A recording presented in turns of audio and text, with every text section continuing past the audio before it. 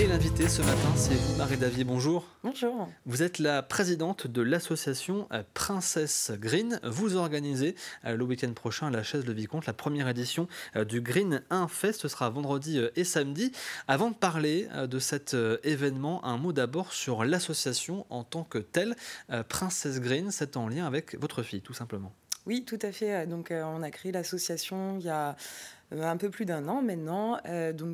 Principalement, dans un premier temps, pour aider Inès. Ensuite, à faire connaître la mutation Green 1. Voilà. Alors la mutation Green 1, c'est quelque chose de très rare, très particulier. C'est lié donc à une mutation génétique dont vous le disiez. Pardon. Concrètement, comment cela se traduit ?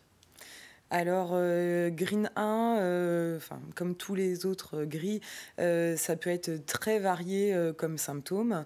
Chez Inès, en tout cas, ça se traduit par l'absence, elle ne parle pas, elle ne marche pas, elle fait de l'épilepsie, elle a des troubles de l'oralité, des troubles du sommeil. Voilà, c'est très varié comme symptômes. Vous me disiez, c'est quelque chose qui est assez rare. Oui. 16 enfants sur le territoire français, ce qui explique aussi que le grand public connaisse très mal, du coup, ce syndrome. Oui, c'est ça, ça représente 16 enfants en France pour Green 1. Après, c'est une centaine à peu près pour toutes les mutations gris. Mais en effet, c'est très peu. Ça a été découvert il y a peu de temps aussi. Donc, ouais. Effectivement, je voyais que l'un des tout premiers, en tout cas, premiers cas qui a été vraiment révélé, c'était en 2011, donc c'est assez récent. Aujourd'hui, sur la question de la recherche, des éventuels accompagnements thérapeutiques, est-ce qu'il y a des choses qui existent ou est-ce qu'on est encore, ou est-ce que c'est encore trop récent pour que finalement l'aspect médical puisse vous accompagner ? Alors, on a de la chance. On a une équipe qui vient de se monter sur Lyon. Une équipe de recherche sur 3 axes, donc sur la genèse génétique, sur l'histoire de la maladie, l'histoire naturelle.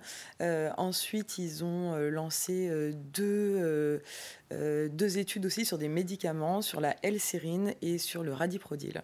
Et cette même équipe, c'est une équipe un peu différente, mais c'est aussi monté sur Angers. L'association, elle a plusieurs buts finalement. C'est à la fois aussi de sensibiliser justement à l'existence de ce syndrome et aussi de pouvoir bien être accompagné pour vous au quotidien.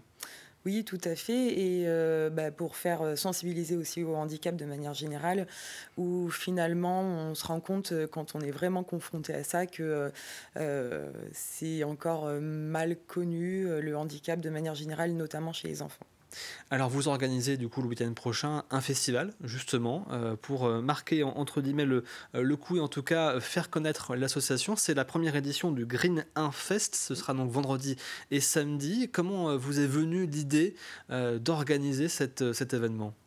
Alors moi je suis musicienne, je fais partie d'un groupe qui s'appelle Devon, où on fait de la reprise pop-rock. Voilà. Et on va dire mon quotidien, ça occupe une grande place, la musique. Inès adore la musique, elle est très sensible à la musique.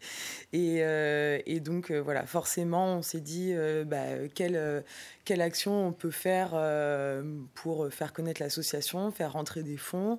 Et voilà, l'idée du festival est un peu née comme ça.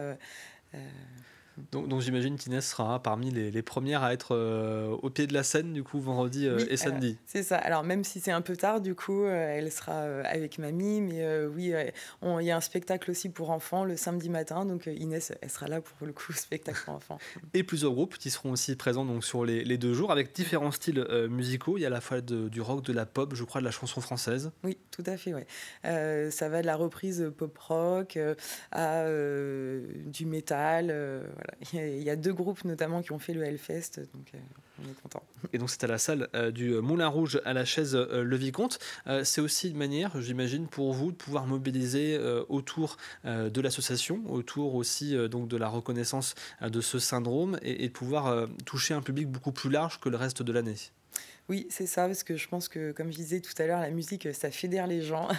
Donc, c'est une manière d'aborder l'association un petit peu différente, tout en regroupant les Vicomtais, la région de La Roche-sur-Yon, et même plus loin, si on peut, ça serait génial.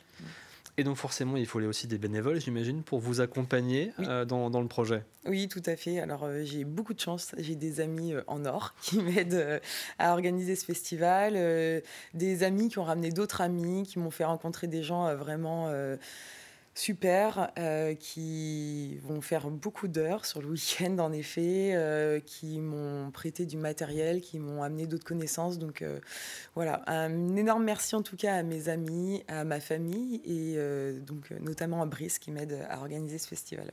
Et j'imagine que vous avez bien sûr aussi le soutien de vos proches, de votre famille, non seulement pour le festival, mais aussi au quotidien, pour vous accompagner aux côtés de Inès.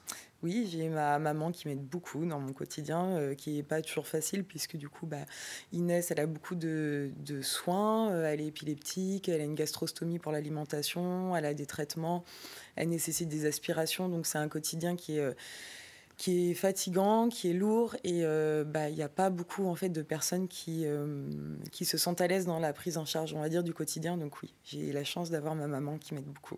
Et est-ce qu'il existe justement d'autres personnes qui vous aident au quotidien, d'autres structures associatives qui viennent vous aider, vous accompagner pour vous permettre aussi d'avoir du temps pour vous? Alors, on est sur un projet crèche, là, qui est très attendu, une crèche à Rive de Lyon, euh, et voilà, avec la société Handiscopique. Je pense que c'est une association aussi pour le coup, qui accompagne les personnes, on va dire les enfants, les adultes en situation de handicap dans leur quotidien. Voilà.